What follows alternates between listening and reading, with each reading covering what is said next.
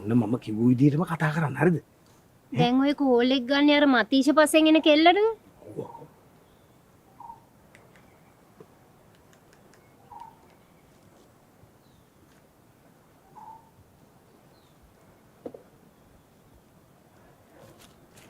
Hello Hello? මේ කිස්ටිනා නෝනා නේද? Yes? Christina speaking. ඈ Christina තමයි.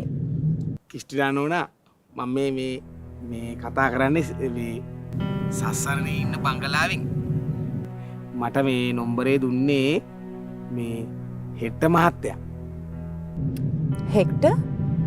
අර බඩ තඩි මහතෙක් කෙනා මස් ගොඩා තියෙන්නේ. ඒ ජගත් වික්‍රම බාහු නේද? ඔව් එයා තමයි. දැම් කිස්නා නෝනා මේ නෝනගේ ප්‍රශ්නයට සම්බන්ධ ගෑනු ළමයත් මෙතන ඉන්නවා. සත්සරණි? කිස්ටිනා නෝනා දැන් ඔයාගේ මහත්තයයි කියලා කියන අර මතීෂ කියන මහත්තයත් එක්ක අයතා පටලැවිල්ලක් තියෙනවා කියලා කියන්නේ. අන්න එයාට මන් දෙන්නම් දැන්. කෝ දෙන්න. මොකද මටත් එයත් එක්ක කතා කරන්න ඕනේ.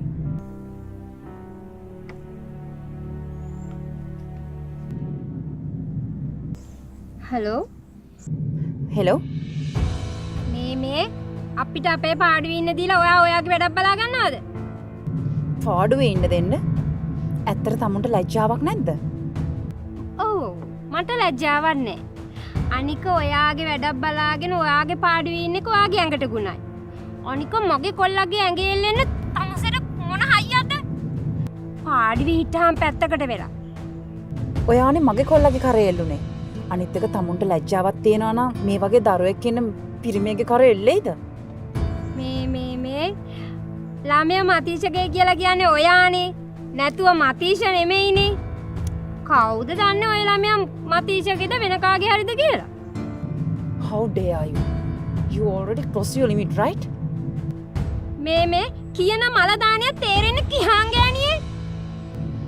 Are you talk me? මොකද? කට වැහුණාද? මගේ කට වහන්න? ඒ මොකටද? මට තමුසෙර කියන්න තියෙන්නේ තමුසේ ආපු දිල්ලියකට ආපහු යනවා කියලා. Seriously? Don't think. මොකද ඔයා හිතනවද මම මේ ප්‍රශ්නේ easily අතාරී කියලා? අතාරින්න තමා වෙන්නේ. අපි බලමුකෝ. මොනවා බලන්නද ගෑණි? shit. කතා කරන කැත. මේ වගේ third class කෙල්ලෙක්ට මතීෂ ලව් කරේයි කියලා තමයි මට තියෙන ප්‍රශ්නේ. මං තමුන්ට විරුද්ධව පොලිසි ගිහින් කේස් එකක් ෆයිල් කරනවා. එකක් නෙමෙයි. බලාගෙන ඉන්නවක මං තමුන්ට කරන දේ.